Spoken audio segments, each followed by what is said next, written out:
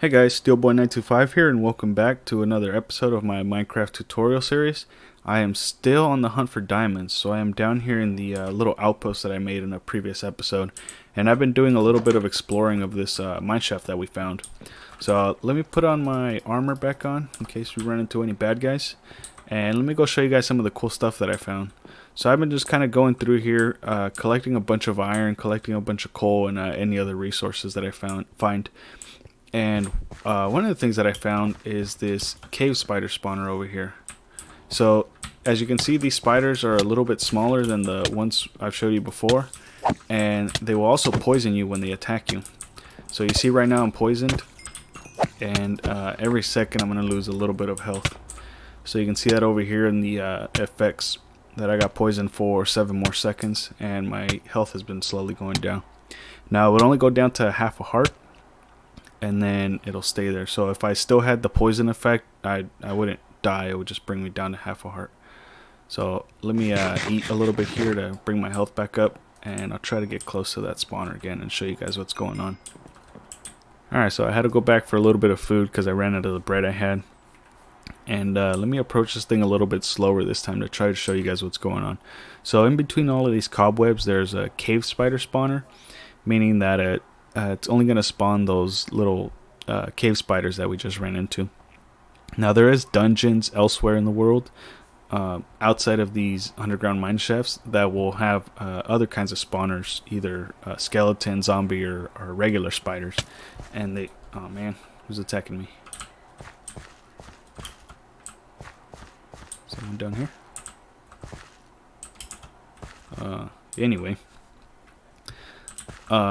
These spawners here, now the way they work is you have to be within 16 blocks for them to be active, and when they're active they'll start to randomly spawn whatever mob of the spawner type that they are. So in this case, cave spiders. So you see there's it might have been a regular spider there. If I approach this slowly, you see that the spawner there in the center has that flame animation now. That means that it's active. So if I stand here long enough, and actually there's one over there that already spawned one, they'll start to spawn these cave spiders, and man, these things are dangerous if you're just standing around.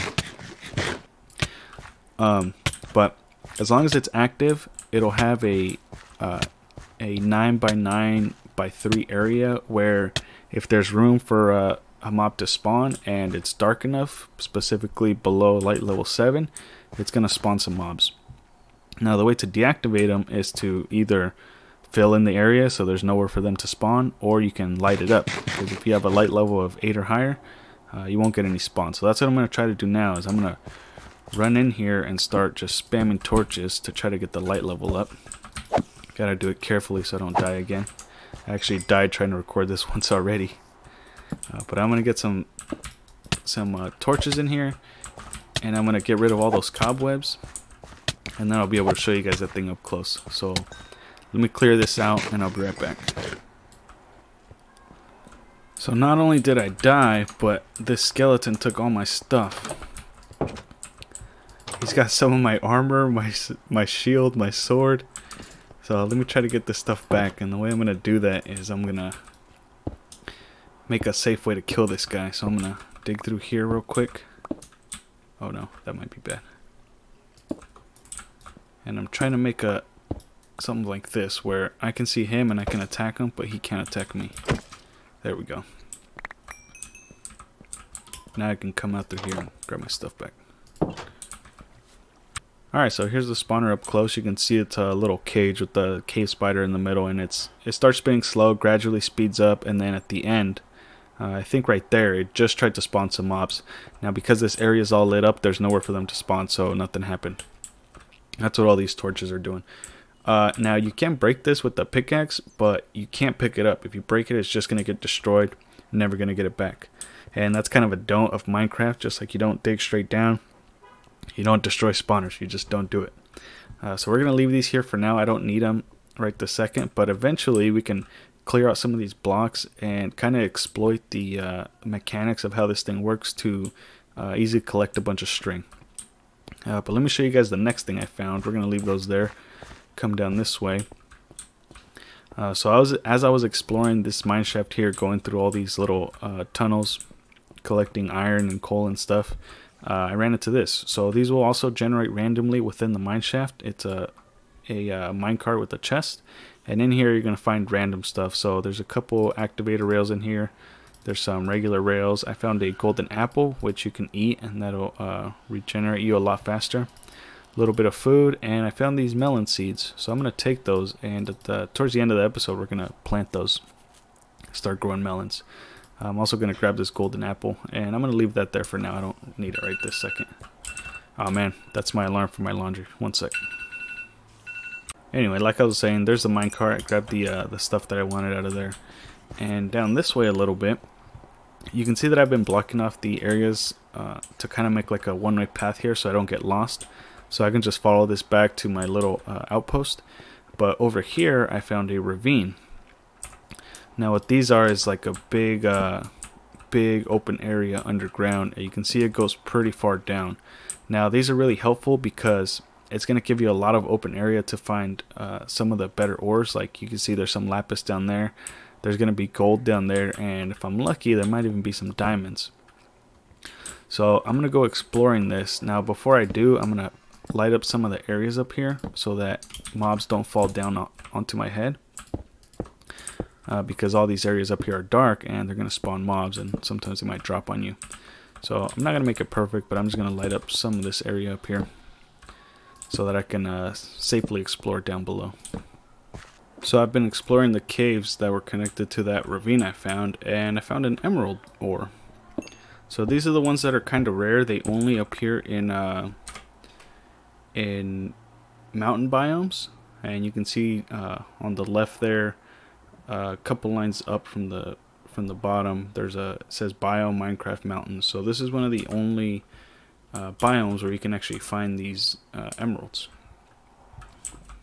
Alright, I found my first set of diamonds. So let me get rid of this lava here, and then I'm going to block off some of this and work my way over there.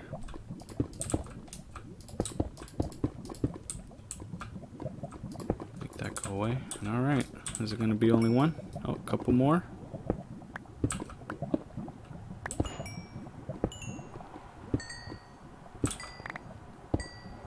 And let's see if there's any more hidden around here. I think that's going to be it.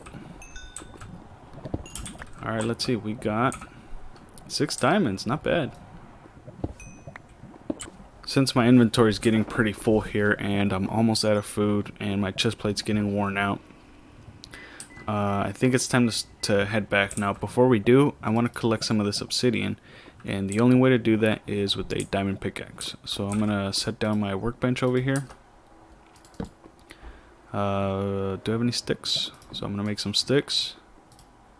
Place a handle like that, like we did before, and just like before, I'm going to place 3 diamonds across the top. So before we used iron to make an iron pick, and now we got our very first diamond pickaxe. And this obsidian here, I want to collect, but there might be lava below it. So in order to not lose my items, I'm going to place a water source here, and then I'll mine these, and as it breaks, the water will keep it from getting destroyed in lava if I happen to expose lava underneath it. Now it does take quite a bit of time to mine.